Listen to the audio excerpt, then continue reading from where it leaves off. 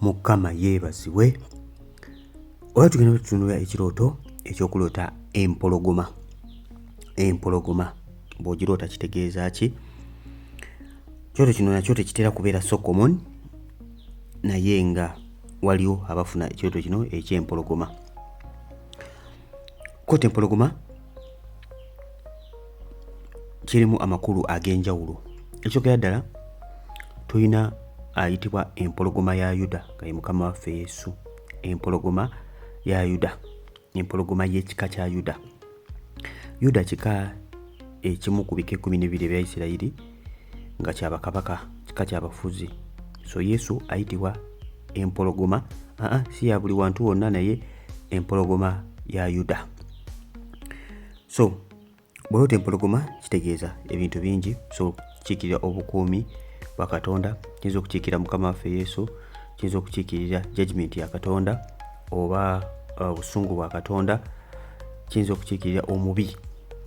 So kisinziira engeri yonna gy'oba okirooseemu nga kitugenda okubatunuulira olunaku olwaleero. Enkwana aba Puliza, nze Brother Steven, eno bagiyita Chosen Generation. Tuli balokolinga kweno kyano tuddamu ebirooto n'okuyiga ku topics endala eziri major. Bw'obanga oli mpya subscribing okonekade olime okuba ng'osubwa videos etteekayo almost buli kaseera, ojja kunkuba wasooka okufuna notification. Busubscribinga selecting all. Kati tujja kutandika n'okuloota nga olaba empologoma. Njatandika ku bujulizi bwange. Nalootako nga ndaba empologoma 2 zinnoonya. Zaali empologoma 2, ziri empologoma banne mu kirooto zaali z'amaanyi nga zibuuka n'ekikomera, nga zibuuka ekikomera ne zikunoonya buli wantu wonna. Neebaza Katonda, nze nali nziraba naye nga zo tezindaba. Katosobola kuŋŋamba nti yali Mukama waffe Yesu. Ezo zyali zikiikirira mubi. Jjukira Yesu ayitibwa empologoma ya Yuda. Kitegeeza waliyo empologoma endala, naye ye mpologoma yawa? Ya Yuda. Ate ye kabaka w'abakabaka. Kitegeeza ffenna mu ndagaano empya tuli bakabaka, ye kabaka w'abakabaka, yeffe bakabaka abalala. Mukama yeebazibwe. So ezo zaali empologoma mbi, ze zaali zinnoonya. Ezo ziba zikiikirira emyoyo emibi, emyoyo emibi egiba gikunoonya, amaanyi amabi agaba gakunoonya gagala okudestroyinga. Mukama yeebazibwe. Kati ekyo si kyekirooto kyofuna n'ozuukuka n'otunula butunuzi. Ekyo kiba kyakuyingira mu lutalo, spiritual warfare, okuba ng'ozikiriza omulabe nga tannaba kukulaba, okuba ng'ozikiriza omulabe nga tannaba kukuzikiriza. Yesu omulungi yeebazibwe nnyo. Kati osobola okuloota nga waliwo eyaloota. Today ebirooto by'olunaku olwaliwo tugenda kubitambuliza nnyo mu bujulizi, kituyambeko okwongera okutegeera. Waliwo eyaloota nga alaba empologoma etudde ku ntebe ssebo ng'ate eri so friendly ku mutabani we, nga kwegamba erina omukwano mungi nnyo ne mutabani we. Kati omukwano gwange abeera Mukama waffe Yesu, empologoma ya Yuda. Jjukira empologoma ya Yuda kabaka. Bisolo si bingi Mukama Katonda byefaananyiza nabyo mu Bayibuli. Okay? Yeefaananyirizibwa empologoma ng'agambye Mukama waffe Yesu era ayitibwa empologoma ya Yuda. Ate n'ekinyonyi eagle eky'omu bbanga kye bayita eagle, Mukama akyi-identifyinga nakyo mu Bayibuli, akyogerako. Mukama waffe omulungi yeebazibwe. Era Bayibuli etugamba n'abalindira Mukama balikola ki? Batumya ne bawatira bbanga ng'empungu, balidduka tebalikoba, balitambula tebalizirika. Empungu Mukama nayo tuligitunulya oba oli awo, tutunulya ebikwatagana ku mpungu. Kakati bw'oloota nga in fact waliwo yaloota nga agudde mu kinnya, empologoma nejja nemutaasa, oba yamutaasa etya? Kati empologoma ekutaasa, empologoma ey'eddembe gy'olaba mu kirooto, mukwano gwange abeera Mukama waffe Yesu. Empologoma ey'eddembe. Mukama yeebazibwe. Empologoma ekunoonya, ebiseera ebisinga ekiikirira amaanyi mabi gaba gakunoonya, eyinza obutaba mpologoma ya Yuda. Kati walaba nga empologoma ekunoonya mu kirooto ng'eyagala kudestroyinga, sooka weekebere mukwano gwange. Nga bwe bagambye nti empologoma oluusi ekiikira judgment ya Katonda, obusungu bwa Katonda ku bulamu bwaffe. Weekebere, olina kye wakoze kyonna ekikotaane Katonda wo, olina kyonna kye wakoze kyolaba kyo kibi ky'okyatambuliramu nga kyeta judgment ya Katonda ku bulamu bwo, okyenenye okyuke ng'omwana wa Katonda. Waloota nga empologoma eyogera naye, kisinziira mwogera ku ki? Mukama yeebazibwe. Kugambye empologoma eno ekiikira empologoma ya Yuda, naye si buli kaseera. Eno empologoma gy'olaba, waliwo eyaloota nga alaba empologoma emwekiise mu kkubo, alina gy'alaga, naye ng'empologoma emwekiise mu kkubo eyagala kumusaanyaawo. kati manya nti mukwano gwange ebeera hindering spirit, omwoyo guhindalinga, kyekimu n'okulotanga olaba ente zeekiise mu kkubo lyo. Mukama yeebazibwe. Kati ogwo omwoyo gwa hindrance tasobola kuba mukama waffe Yesu ng'olina gy'olaga ng'olaba empologoma nkambwe zeekiise mu kkubo lyo. Mukwano gwange olina okuba ng'osabira magenda go, osabe ogyewo enkwe z'omulabe sitaani zonna za programu ze n'agazimu gonna agoyagabi agayimiridde mu kkubo lyo agagala okulemesa okuba ng'ogenda mu magenda go obe ng'oga destroyinga. Mukama yeebazibwe nnyo.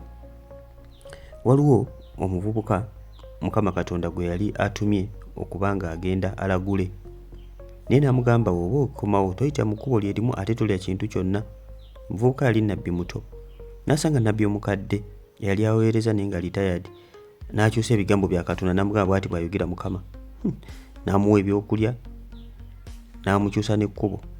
Omuvubuka empologoma yamusanga n'emutaagula n'emusaanyaawo. So empologoma olumu ekikira judgment ya Katonda ku bulamu bwo bw'obanga togondedde ekigambo kya Katonda. So tubula kugamba nti bw'obanga oloosa empologoma ng'ebadde ekwataakinga, ebiseera ebisinga weekebere olabe obadde otambula bulungi ne Mukama. Waliwo ekintu kyonna olimuko ku busungu, kiki kye wakoze. Oyinza okuba nga mu butuufu olina nawe ensobi gye wakoze, weebase olina ensobi gye wakoze togyenenyeza mu maaso ga Mukama, nga mutuufu judgment ya Katonda gigenda okuba ng'ejja ku bulamu bwo. Lwaki? Lwa butatambula mu kigambo kye. Sooka otangulaba empologoma esanyizaawo omuntu omulala. Kakati mukwano gwange oyo gwesanyizaawo kiba kirungi bw'obanga omumanyi n'obanga omwegayira maaso ga Katonda. Bw'obanga mulokole muno omutegeera bulungi kyaki emu, oba oli awo mumanyi osobola omukubirako n'omugamba munnange naluse empologoma nkudiva balinga. Ye asobola okuba ng'ategeera Mukama Katonda ki kyayogerako wasobeza Mukama Katonda wamulaga ne muyimirira mu kusaba. Kubanga mukwano gwange manya nti ebeera ataaka ku bulamu bw'oyo omuntu musabire. Abamu tosobola kubatuukako naye ng'omanyi nti gundi mulokole oba musumba oba ani oba muweereza wa Mukama naye ng'omumanyi, yimirira musabire. Sometimes esobola okubeera family member wo, sometimes esobola okubeera mwana wo, byonna kisigala kye kimu, yimirira osabe kubanga tosobola kutuukira muntu. Obanga osobola kumutuukirira so kirungi n'omugamba ne mubanga musaba wamu. Negambye mukwano gwange nti ekyoto kino eky'empologoma kisinzira ngeri ki gy'oba okirooseemu. Kikulu nnyo nnyo nnyo nnyo ddala. Empologoma ebadde ya mirembe, ebadde ekunoonya. Waliwo ekibi kyonna ekitannabako neeyisa mu maaso ga Katonda ky'omanyi obulungi ng'okyakitambuliramu ng'ekigenda kweta judgment ya Katonda ku bulamu bwo. Sooka oddiringe n'ekyo weenenye mu maaso ga Katonda weetukuze, awo otambule wamu. N'osooka otangosa empologoma. Dawudi yatta ebbudubu, Dawudi yatta n'empologoma. Empologoma gy'osse abeera mulabe, gabeera maanyi agaba gakunoonya agakuyigganya. Nagambye empologoma si buli kaseera nti ekikira Mukama waffe Yesu. Nedda, Yesu mpologoma naye ng'ate empologoma ya Yuda, si ya buli wantu wonna. So bw'oba otangosa empologoma manya nti obuba buwanguzi eri emyoyo egibadde gizze okuba nga gikwataakinga. Kyekimu n'okuba ng'osse ente ezibadde zikugoba, bikapakapa bwe bityo, ebisolosolo bwe bityo, ebiseera ebisinga bikiikirira maanyi mabi. Kansubire nti nno tolootanga empologoma ekusse. Bw'olootanga empologoma ekusse manya mukwano gwange Mukama baakulaga nti oli munafu mu nsi eyo, omwoyo ogenda kuwangulwa. Naye byonna oddayo ne weekebera n'olaba obanga waliwo ekintu kyonna ky'okyakola ekyoggula enzigi mu bulamu bwo ekyeta emirimu by'okubanga gyakiseesinga obulamu bwo. Kati Mukama bakulaga nti ogenda kuwangulwa tekitegeeza nti owanguddwa. Nedda, kitegeeza nti mukwano gwange yongeramu amaanyi. Yongeramu amaanyi mu kumunoonya, yongeramu amaanyi mu kusaba, yongeramu amaanyi mu kulwana olutalo. Otherwise ogenda kubanga owangulwa. Mukama yeebazibwe. Seberanga warning ebeze ku bulamu bwo. Sometimes osobola okulaba waliwo yaloota ng'empologoma ezze n'emuyitako n'egenda n'etaagulamu omulabe we. Empologoma ezze n'etambula n'emuyitako n'egenda n'etaagulamu omulabe we. Mukama Katonda baakulaga nti abalabe bo bonna bakuyigganya. Omulabe oluusi omutegeerana bulungi nnyo nti gundi ono tatambula ne bulungi. Of course fenga abaana ba Katonda entalo za Mukama. Mukama tatukkiriza kulwana ntalo za mubiri na musaayi. Tugamba tuzimukwase gw'owummulire mu ye. Ye aba agenda okudiiringa n'abalabe bo. Yagenda okukana n'abawakana naawe. Yagenda okumegana n'abamegana naawe. Kakati eyo judgment ebeeze ku muntu oyo. Ekyo olina okuba ng'okola kwegayira maaso ga Mukama eri omuntu oyo. Tulaba nga muntu yenna nga mulabewo Mukama Katonda nga muzikiriza. Oba ebizibu nga bituukako n'osanyuka. Nedda tosanyukanga.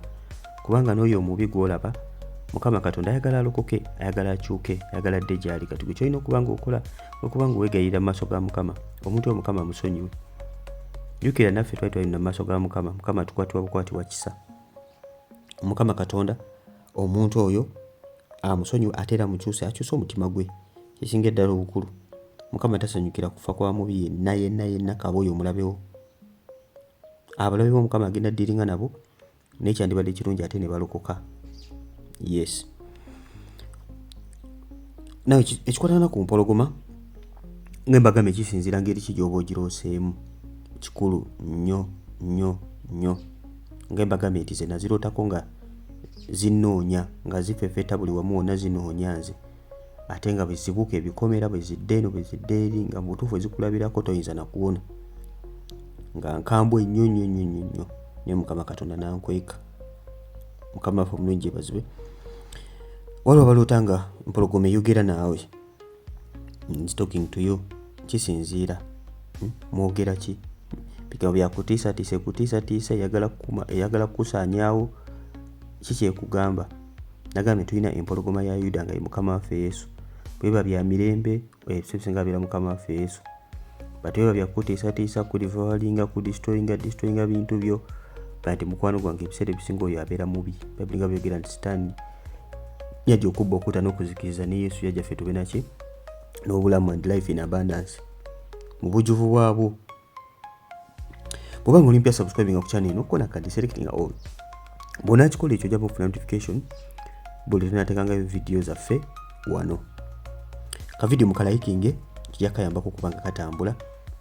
Bw'oba nga olina ekirooto kyonna ky'oloose ojja kuba ku YouTube search nga ky'oloose, ky'okuloota empologoma kitegeeza ki, okuloota embwa kitegeeza ki, okuloota kapa kitegeeza ki, okuloota embizi kitegeeza ki, okuloota engoye z'amagye kitegeeza ki, okuloota emmotoka kitegeeza ki. Byonna byenjogedde byonna video nazikola kweziri n'endala nnyingi nnyo, so azimalayo zasuka mu 200.